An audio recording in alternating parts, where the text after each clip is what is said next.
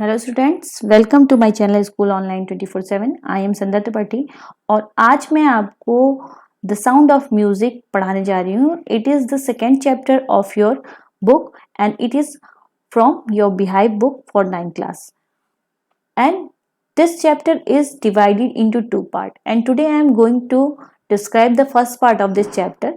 And this chapter's first part it belongs to Evelyn Glennie's story. ये story है एवलाइन Glenny की। The sound of music इसका नाम इसलिए पड़ा क्योंकि इसमें आवाजें या बातें की गई हैं किसकी, म्यूजिक की, यानी ऐसी आवाज की बात की गई है जो कि किससे बिलोंग करती है, म्यूजिक से बिलोंग करती है। And it is the first part of the chapter, and in this chapter you read Evelyn Glennie listens to sound without hearing. क्यों यहाँ पे ऐसा कहा गया कि she listens to sound, वो सुन सकती है आवाज को बिना उसे सुने। How it is possible कि कोई इंसान बिना सुने उस आवाज को सुने। चलिए देखते हैं। Before you read, देखते हैं। God may have taken her hearing, but he has given her back something extraordinary. God taken her hearing power, but he has given back an extraordinary power कि वो फील कर सके music को। What we hear, जिसे हम सुनते हैं, she feels, वो उसे महसूस करती है, far more deeply than any of us, हमसे भी कहीं ज्यादा गहराई से। That is why she expresses music so beautifully, और इसी वजह से वो म्यूजिक को बहुत अच्छे से एक्सप्रेस करती है, बताती है to us. Read the following account of person who fought against a physical disability and made her life a success story. And this story is also motivated story. It gives us motivation कि कैसे एवलाइन Glenny physical disabilities में रहते हुए वो अपनी life को successful बनाती है, तो उसी को हम भी फॉलो कर सकते हैं, अपनी लाइफ को सक्सेसफुल बना सकते हैं। So let us start the chapter. I am going to describe the first paragraph. First, rush hour, crowd jostle for position on the underground train platform. A slight girl looking younger than her 17 year was nervous yet excited as she felt the vibration of approaching train. There is a description of Evelyn Glennie. She was at the platform. उस समय वो platform पे है जहां पर, यानी उस platform पे बहुत सारे लोगों का क्राउड है, भीड़ है। एंड जॉस्टल मीन्स धक्का मुक्की, पुश रफली मीन्स लोग एक दूसरे को वहां पे ढकेल हैं, जल्दबाजी में है। जब हम लोग प्लेटफॉर्म पे होते हैं तो हम लोग भी ये चीज देखते हैं, लोग जल्दबाजी में एक दूसरे को धक्का मारकर आगे बढ़ जाते हैं। और she was standing at the underground platform, वो खड़ी हुई है एक ऐसे प्लेटफॉर्म पे जो कि अंडरग्राउंड प्लेटफॉर्म है। A slight girl, she was too small and thin, वो बहुत ज्यादा उस समय छोटी बच्ची है और पतली दुबली सी एक लड़की है। लुकिंग यंगर देन हर 17 ईयर्स, वो 17 साल की है, but she looked younger than 17 year, पर वो 17 साल से भी छोटी दिखाई दे रही है, छोटी लग रही है। Was nervous yet excited, she was nervous but she was excited also, वो नर्वस भी है पर साथ ही साथ एक्साइटेड भी है। As she felt the vibration of approaching train, जब वो सुन रही है, महसूस कर रही, क्योंकि वो सुन सकती नहीं, she can't hear, she only felt about the vibration of the approaching train, वो सुन नहीं सकती पर महसूस कर सकती है उस वाइब्रेशन को, उस कंपन को कि वो ट्रेन नजदीक आ रही है। और वो नर्वस इसलिए है क्योंकि वो छोटी सी स्कॉटलैंड से है, यानी स्कॉटिश फॉर्म से है, और जो कभी भी, वो ऐसी लड़की है जो कभी भी बाहर अभी इतनी बड़ी जगह पे नहीं गई है। But she was excited also, excited क्यों है, क्योंकि वो इस समय रॉयल एकेडमी में जा रही है and where she learn how to play music, और वहां पर पहुंचकर वो सीखने वाली है कि कैसे म्यूजिक को प्ले करते हैं। आगे देखते हैं। It was her first day at the prestigious royal academy, ये उसका पहला दिन था प्रेस्टिजियस, उस भव्य रॉयल एकेडमी में, जहां जो कि म्यूजिक का एक सेंटर है and it was situated in London, जो कि लंदन जैसे एक बड़े एरिया में स्थापित है। एंड डाउंटिंग एनफ, और साथ ही साथ she was shivering, she was trembling with a fear, वो डर से कांप भी रही है फॉर एनी टीनेजर, क्योंकि कोई भी teenager means a person whose age below 18, एक ऐसा इंसान जिसकी 18 साल से कम उम्र है। And she was 17 year old, Evelyn was 17 year old, और वो भी एक टीनेजर है। और वो बिल्कुल पहली बार उसके लिए ऐसा हुआ था कि वो अपने स्कॉटिश फॉर्म को छोड़ करके उस लंदन के एक बड़े रॉयल एकेडमी यानी म्यूजिक स्कूल में आई हुई है सीखने के लिए music.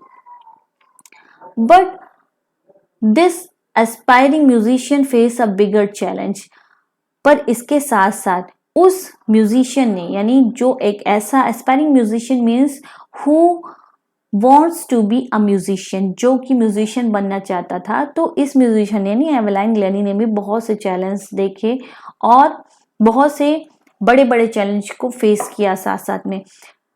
She was profoundly deaf, और ऐसी कंडीशन में when she was disabled, when she was profoundly deaf mean she can't hear anything, जो कि कुछ भी नहीं सुन सकती थी, तो वो पूरी तरीके से कान से कुछ भी नहीं सुन सकती थी। और उसके साथ साथ उसे म्यूजिक बजाने का चैलेंज था, तो वो एक म्यूजिशियन बनना चाहती थी, तो उसकी लाइफ में ये बहुत बड़ा स्ट्रगलिंग पॉइंट था, बहुत बड़ा चैलेंज था। चलिए नेक्स्ट पैराग्राफ देखते हैं। Second paragraph, Evelyn Glennie loss of hearing had been gradual, gradual means होता है slightly। एवलाइन ग्लेनी ने अपनी जो सुनने की पावर थी वो धीरे धीरे खोया। Her mother remembers noticing something was wrong, उसकी मदर ने नोटिस किया इस चीज को, उसके साथ कुछ गलत हो रहा था। When she was 8 year old, जब वो 8 साल की थी, एवलाइन was waiting to play the piano. That time when she was at 8 year old, Eveline was waiting when her turn will come, कब उसकी टर्न आएगी, and she will play piano, और वो बजाएंगी पियानो को, उस समय की बात थी। They called her name and she did not move, but जब उनकी टर्न आई पियानो बजाने की, her mother called her name but she did not response, उन्होंने कोई रिस्पॉन्स नहीं दिया, वो वहां से नहीं हिली। आई सडनली रियलाइज देन, यहाँ पे उनकी मदर कह रही हैं, यहाँ पे आई जो है उनकी मदर के लिए बताया गया है। शी रियलाइज, उन्हें ये ऐसा अनुभव हुआ, शी हैड नॉट हर्ड, कि उन्होंने कुछ सुना ही नहीं, एवलाइन ने कुछ सुना ही नहीं। Says Isabel Glennie, Isabel Glennie was name of Evelyn Glennie's mother, ये उनकी मदर का नाम है Isabel Glennie. For quite a while, कुछ ही क्षणों बाद, Evelyn manage to conceal her growing deafness from friends and teachers, जब एवलाइन को भी पता चला कि उसमें डीपनेस आ रही है, यानी सुनने की कैपेसिटी कम हो रही है, she want to conceal it, conceal means hide, she want to hide this, वो हाइड करना चाहती थी अपनी इस कमी को। जैसे आप लोग भी क्या करते हैं, आपके अंदर कोई कमी होती है, कुछ गलत किए होते हैं आप, तो आप लोगों से उस चीज को छिपाना चाहते हैं, तो वो भी अपने फ्रेंड से और टीचर से इन सब चीजों को छिपाना चाहती थी। But by the time she was 11, पर जब वो 11 साल की हुई, हर marks had deteriorated and her headmistress urged her parents to take her to a specialist। जब वो 11 साल की हुई और उनके मार्क्स जो थे वो धीरे धीरे क्या हुए, अच्छे नहीं हो रहे थे, कम हो रहे थे। डिटोरेटेड मीन्स होता है नॉट टू बी हायर, ऊपर न जाकर के नीचे हो रहे थे, कम हो रहे थे। तो हर हेडमिस्ट्रेस, उनकी जो हेडमिस्ट्रेस थी, उन्होंने अर्ज मीन्स होता प्लीडेड, या फिर उनसे कहा, उनके पेरेंट्स से कहा कि उन्हें ले जाएं किसी स्पेशलिस्ट के पास, किसी डॉक्टर के पास। It was then discovered that her hearing was severely impaired as a result of gradual nerve damage। उसके बाद जब वो ले जाई गई एक डॉक्टर के पास, his doctor discovered her disability, उनकी डिसेबिलिटी को डॉक्टर ने डिस्कवर किया, खोज निकाला कि उनकी जो सुनने की कैपेसिटी थी वो धीरे धीरे क्या हो रही है, खत्म हो रही है, क्योंकि उनकी जो नर्व्स है, नर्व सिस्टम, वो धीरे धीरे सुनने की पावर कैपेसिटी उनकी खत्म हो चुकी है। दे वर एडवाइज्ड, उन्होंने एडवाइस दिया, she should be fitted with hearing aids and sent to a school for the deaf. उन्हें एडवाइस दिया गया कि उनके पेरेंट्स को कि वो उन्हें दें hearing aids. Hearing aids means होता है इक्विपमेंट ऑफ हियरिंग, मतलब ऐसे टूल्स दें जिससे वो सुन सके। जैसे आप लोगों ने देखा होगा कानों में लोग मशीन लगाए रखते हैं और सुनते हैं चीज़ों को, तो उसी तरीके से उन्होंने एडवाइस किया कि वो भी उन्हें मशीन्स दें, हियरिंग टूल्स दें जिससे वो सुन सकें चीज़ों को साफ साफ, और उन्हें भेज दें। डिफ मीन्स होता है ऐसे लोगों के स्कूल जहाँ पे लोग डिसेबल, ऐसे डिसेबल हों जहाँ जो लोग सुन नहीं सकते, उस स्कूल में भेज दें। Everything suddenly looked black, says Evelyn. Evelyn ने कहा कि मेरे लिए सारी चीजें एकदम से बदल चुकी थी, क्योंकि जैसे अचानक से आपको पता चले कि आपके साथ बहुत बुरा हो गया, तो सब कुछ जैसे लगता है खत्म हो गया, कुछ भी नहीं बचा लाइफ में। Just like Evelyn also thought about everything is lost, सब कुछ उसकी जिंदगी से खत्म हो गया है। अचानक से उसके सामने सब कुछ खत्म होता उसे दिखाई दिया। But Evelyn was not going to give up, पर उन्होंने गिव अप नहीं किया, छोड़ा नहीं। शी वॉज डिटरमाइंड, उन्होंने डिटरमाइंड मीन्स होता है फर्म करना, रिजॉल्व करना, to lead a normal life. उन्होंने डिटरमाइंड किया, दृढ़ निश्चय किया कि वो एक सामान्य जीवन जिएंगी। And pursue her life interest in music, और अपनी लाइफ में म्यूजिक को, इस संगीत को आगे बढ़ाएंगी। उन्होंने ये डिसीजन लिया अपनी जिंदगी में आगे बढ़ाने का म्यूजिक को। उसके बाद देखिए क्या हुआ उनके साथ। One day she noticed a girl playing a xylophone. एक दिन की बात है, उन्होंने देखा कि एक लड़की बजा रही थी जाइलोफोन को। Xylophone is a instrument with a row of wooden bars of a different length. Here you can see xylophone's figure. यहाँ पे आप लोग जाइलोफोन को देख सकते हैं, एक जाइलोफोन बना हुआ है। तो एक दिन उन्होंने देखा एक लड़की जाइलोफोन बजा रही है, and decided that she wanted to play it too, and she also determined that she played, कि वो भी इसे बजाएगी। तो उसने अपने दिमाग में ये बात सोच ली। Most of the teachers discourage her, but percussionist Ron Forbes spotted her potential. पर सारे टीचर्स ने क्या किया, उसे डिनाइड कर दिया कि you can not here it, so how can you play it. जब तुम सुन ही नहीं सकती हो तो तुम कैसे बजाओगी इस जाइलोफोन को। But percussionist means a person who plays drums and tabla. तो उसी तरीके से एक परक्यूशनिस्ट थे रॉन फ्रॉप्स, उन्होंने निश्चित किया कि वो उसकी पोटेंशियल मीन्स होता है क्वालिटीज, उसकी क्वालिटीज को पहचाना उन्होंने, और उसे उन्होंने निश्चय किया कि वो उसे सिखाएंगे। He began by tuning two large drums to different notes. वो लेकर के आए दो बड़े ड्रम्स जिनके दोनों के नोट्स जो थे बिल्कुल डिफरेंट थे। One has high notes and second drum has low note. एक का हाई नोट था, दूसरे का लो नोट था। Don't listen through your ears, he would say. उन्होंने कहा, रॉन फ्रॉप्स ने कहा एवलाइन से कि इसे सुनो मत। Try to sense it some other way, says Evelyn. उन्होंने ये बात एवलाइन से कही कि तुम इसे सुन करके मत समझो, तुम इसे दूसरी तरीके से फील करने की कोशिश करो। Says Evelyn. एवलाइन ने उसके बाद कहा, suddenly I realized it could feel the higher drum from the waist up. उसने बताया कि थोड़ी ही देर बाद उसने फील किया कि जो हायर नोट का ड्रम था वो उसके कमर के ऊपर के हिस्से से हो रहा है, सेंस उससे हो रहा है उससे वहां पे, and the lower one from the waist down, और जो लो नोट का था वो वेस्ट यानी कमर के नीचे से उसे समझ में आ रहा है उसकी जो म्यूजिक बज रही है। आगे देखिए।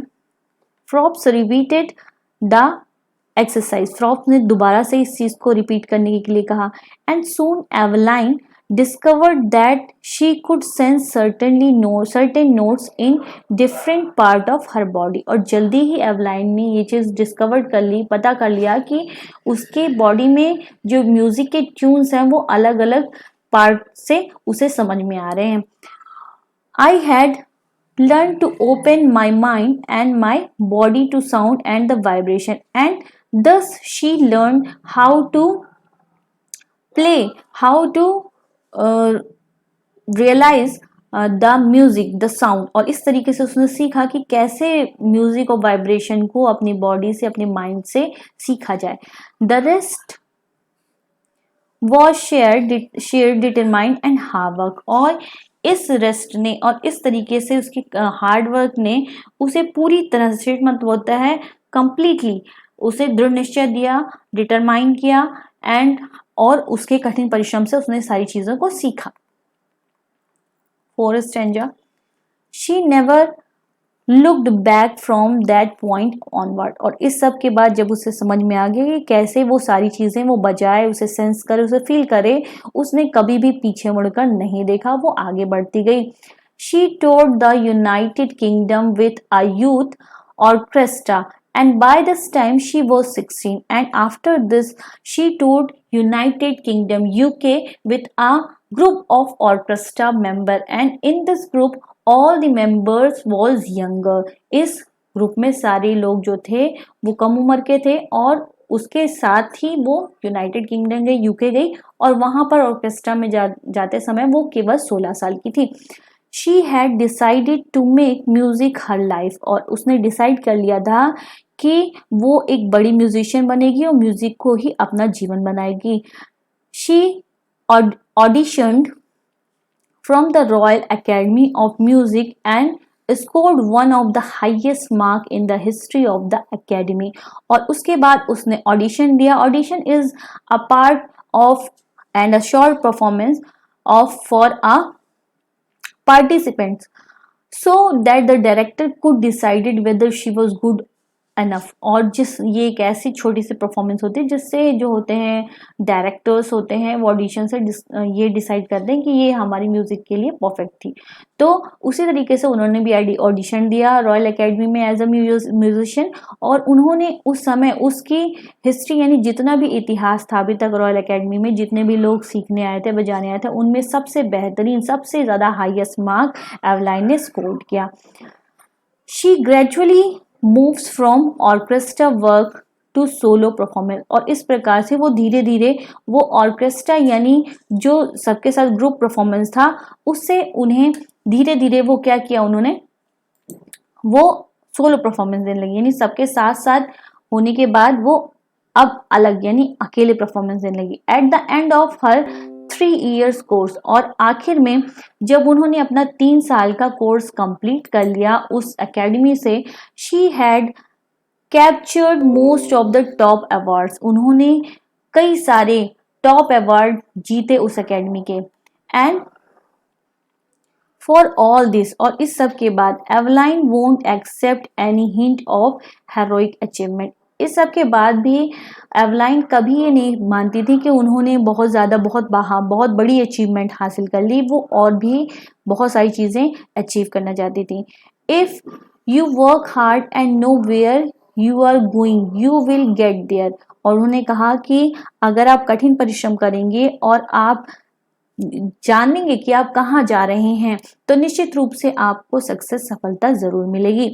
And she got right to the top. और वो सीधे टॉप को प्राप्त करने लगी, ऊंचाइयों को प्राप्त करने लगी। The world's most sought after multi percussionist with a mastery of some 1000 instruments. और वो जो थी उनके लिए जो वर्ड था वो बिल्कुल एक तरीके से उन्हें कई सारे ऑफर आने लगे एक साथ, क्योंकि वो बहुत ज़्यादा हर तरीके की चीज़ों को बजाना जानती थी। जाइलोफोन तो बजाना जानती थी, साथ ही साथ ड्रम और तबला भी बजाना चाहती थी और बहुत सारे इंस्ट्रूमेंट ऐसे थे जिन पर उन्होंने मास्टरी अपनी हासिल कर ली थी।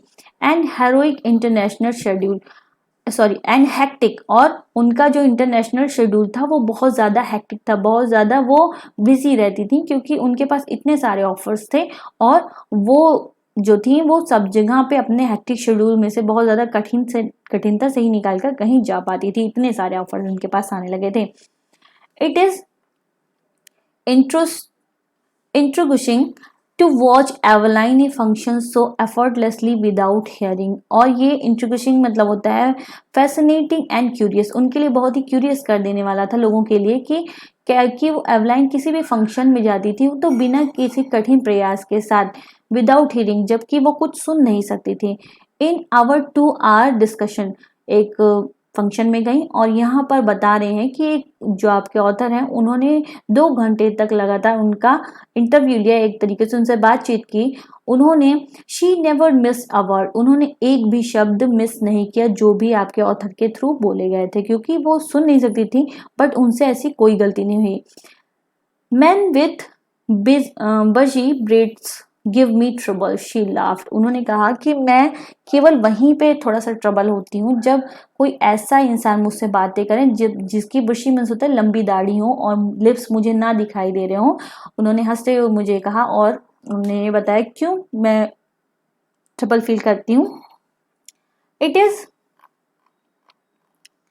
Not just watching the lips, क्योंकि दाढ़ी बड़ी होने के कारण मैं उनके होठों को नहीं देख पाती हूँ। It is the whole face especially the eyes, और मैं उनके चेहरे पे केवल आंखों को ही देख पाती हूँ ध्यान से। शी स्पीक्स फ्लॉलेसली, और वो बोल रही थी बिना किसी गलती के साथ, विथ अ स्कॉटिश लिट, और उनकी भाषा में मतलब स्कॉटिश झलक रही थी मुझे। My speech is clear because I could hair till I was 11, मेरी स्पीच, मेरी बातें इसलिए इतनी ज़्यादा क्लियर रहती हैं क्योंकि मैं लगभग 11 साल की थी, तब तक मैं सुन सकती थी, और 11 साल बाद मेरी सुनने की शक्ति कम हुई, उन्होंने ये बात बताई।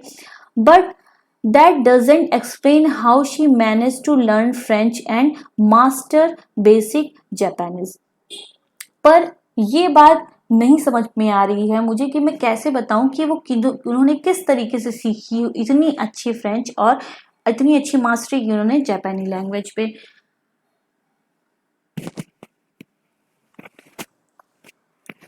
And for music she explain it pores in through every part of my body, उन्होंने बताया कि कैसे संगीत को उन्होंने सीखा और कैसे संगीत को महसूस करती है। उन्होंने बताया कि it pores in through out every part of my body, कि जो संगीत है, ये म्यूजिक है, ये मेरे शरीर के हर पार्ट में बहता है।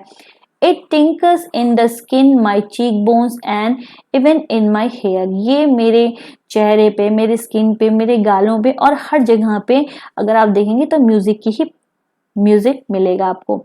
When she plays the xylophone, जब वो प्ले करती हैं xylophone को, बजाती हैं xylophone को, she can sense the sound passing up the stick into her fingerprints, और वो कहती हैं कि वो महसूस कर सकती हैं उन स्टिक से उठने वाली संगीत को, म्यूजिक को अपनी उंगलियों में, अपने अंदर। by leaning against the drum, और जब वो झुकती हैं ड्रम के ऊपर, she can feel the resonance flowing in to her body, और वो फील करती है। रिजोनेंस मीन्स होता है साउंड्स ऑफ म्यूजिक, मीन्स उस इको को, उस आवाज को जो कि उस ड्रम से निकल रही होती है।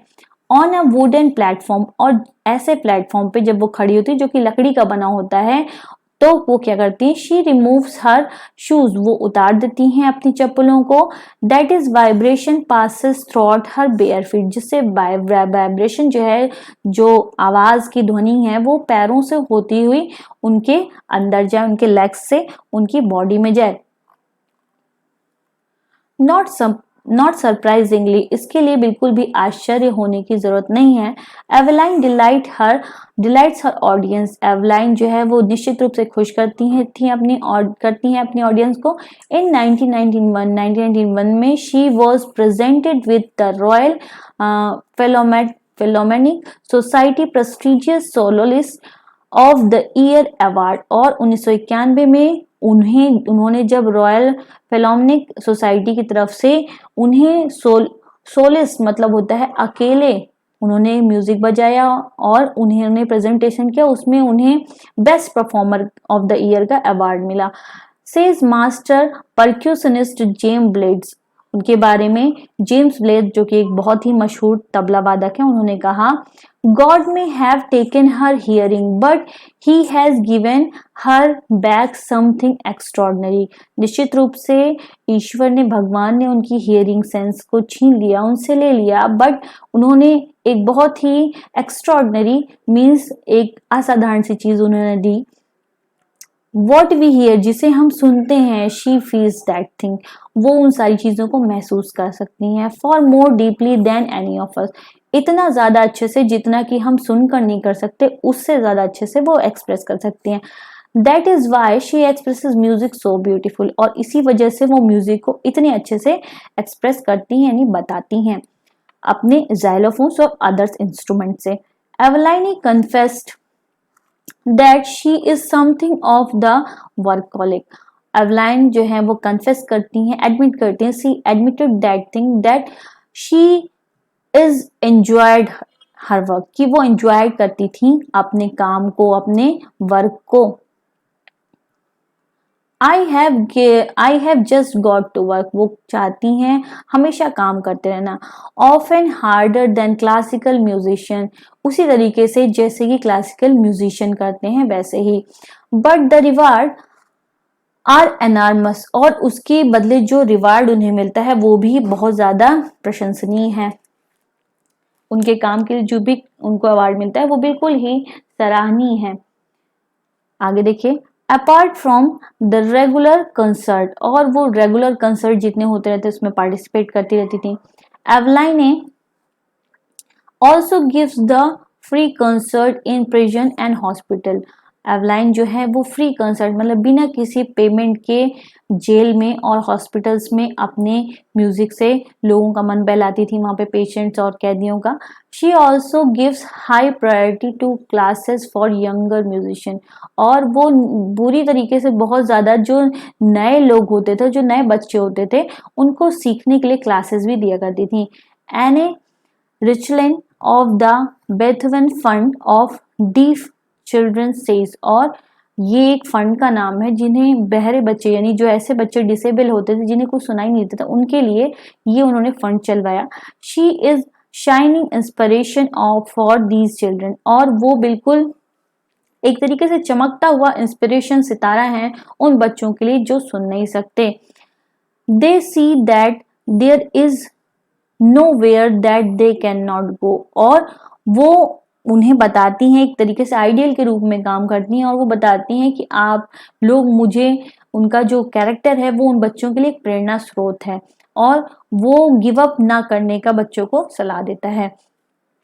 एवलाइन ग्लिनी had already accomplished more than most people twice her age, और जो एवलाइन ग्लिनी है वो लोगों को और ज्यादा प्रभावित करती हैं जो कि उनकी एज के लोग हैं, यानी इतनी कम उम्र में इतनी ज्यादा उपलब्धियां उन्होंने हासिल कर ली, और डिसेबल होने के बावजूद लोग क्या करते हैं कि डिसेबल हो गए तो कुछ नहीं कर सकते, यानी कुछ नहीं करते, पर उनका जो कैरेक्टर है वो हमारे लिए एक तरीके से इंस्पिरेशन है।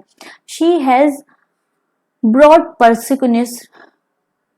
percussions to the front of the orchestra, और उन्होंने ऑर्केस्ट्रास के सामने बहुत सारी चुनौतियां रखी, बहुत सारी सावधानियां रखी, और किस तरीके से आगे बढ़ते हैं ये सब चीजें लोगों को सिखाई। And demonstrated that it can be very moving, उन लोगों को संकेत दिया कि ये सब बहुत आगे बढ़ सकता है। शी हैज गिवन इंस्पिरेशन, वो देती हैं लोगों को इंस्पिरेशन, उन लोगों को जो हैंडीकैप है, यानी जो विकलांग हैं, जो कि डिसेबल पर्सन हैं। Who look to her and says, लोग उन्हें देखते हैं और कहते हैं if she can do it, अगर ये कर सकती हैं डिसेबल होने के बाद, आई कैन ऑल्सो, तो मैं भी कर सकता हूँ।